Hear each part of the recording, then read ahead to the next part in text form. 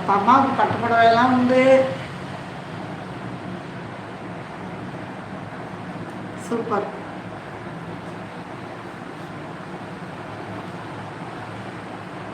நாங்கள் ஜவுளியாக வரோம்டாம்மா.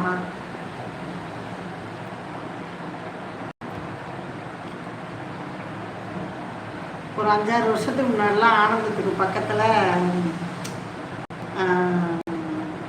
செல்லா ஹோட்டலில் தான் கடையாகவே அப்படியே பிடிச்சி எங்கள் அண்ணா ஒரு கடை, நான் ஒரு கடை போட்டிருந்தேன், ஜவுளி கடை.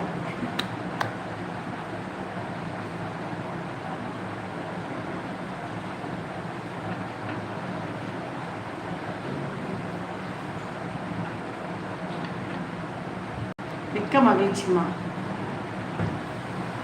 சாப்பிடுங்க, குழந்தைங்கள பார்த்துக்குங்க. மழை இல்லைன்னா நாளைக்கு நான் வர வேலை இருக்குது, கண்டிப்பாக வைப்பேன். வாங்க.